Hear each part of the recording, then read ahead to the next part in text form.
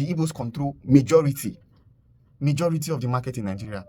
You not leaving will affect Nigeria. My last video, I mentioned that if the Igbos leave, will it affect us in Lagos or it will affect them? Then I said it's a win-win. It's a lose-lose. For some time it will affect the Igbos, for some time it will affect Lagos. Everybody will move on.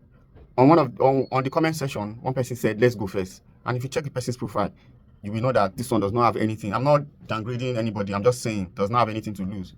I'm only talking to those that have a lot to lose. Those that are married here, those that have business in different places.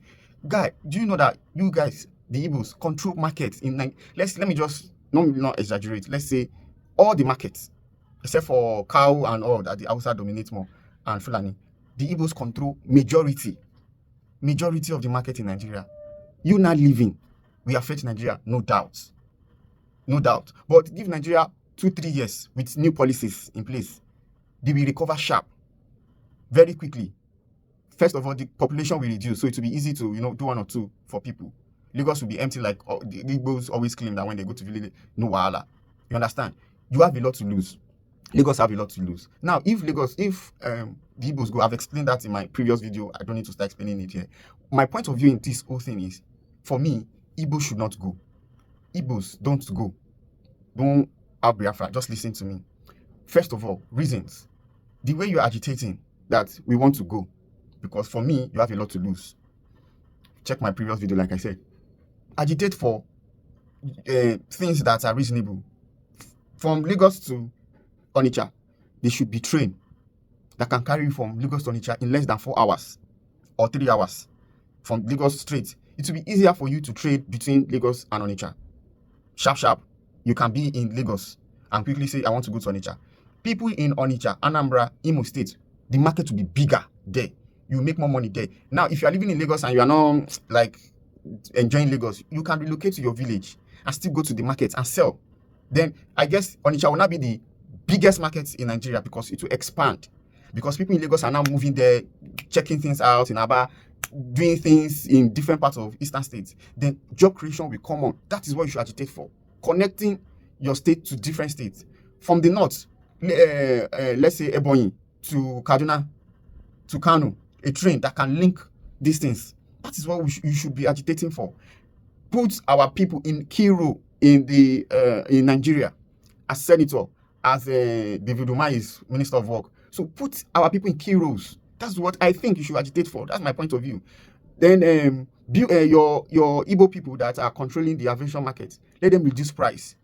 You can do the same way you are doing your sit at home. You can sit at home for a reason that will benefit all the Igbos. All. Agitate for that you are suffering too much. These people are suffering us. Do a lot.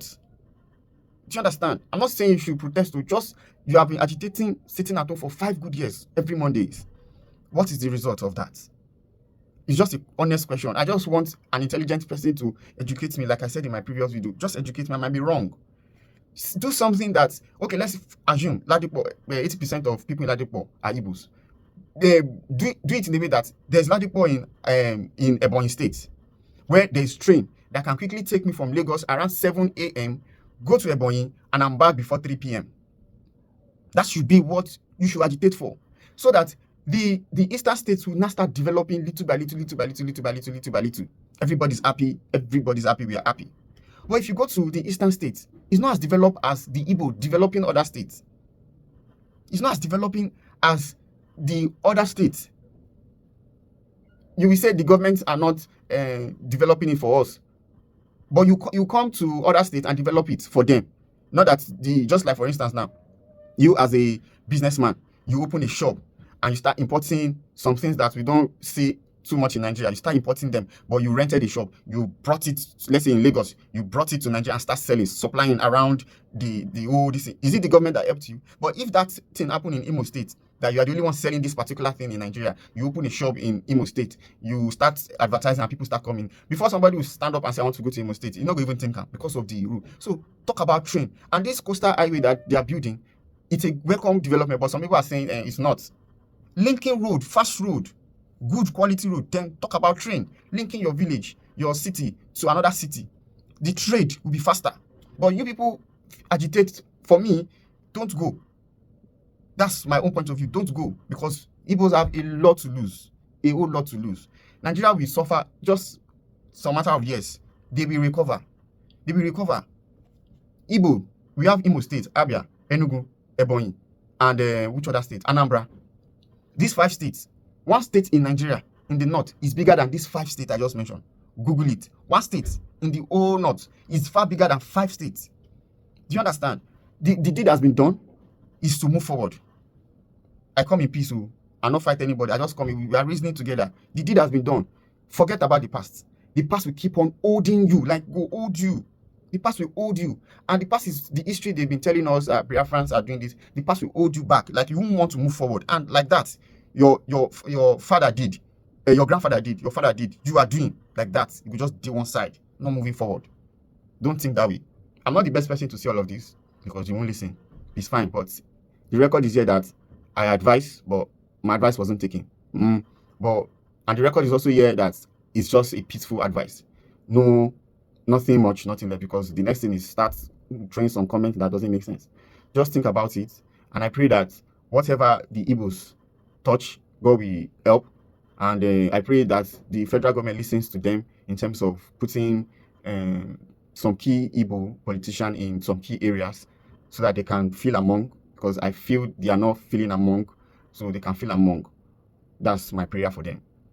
And I pray that God will also touch the heart of Tinubu to release Nnamdi Kanu. And I guess ever since the arrest jailed Nnamdi Kanu life imprisonment, the hatred became too much. I don't know, but I just pray God touches Tinubu's heart to do that. Thank you.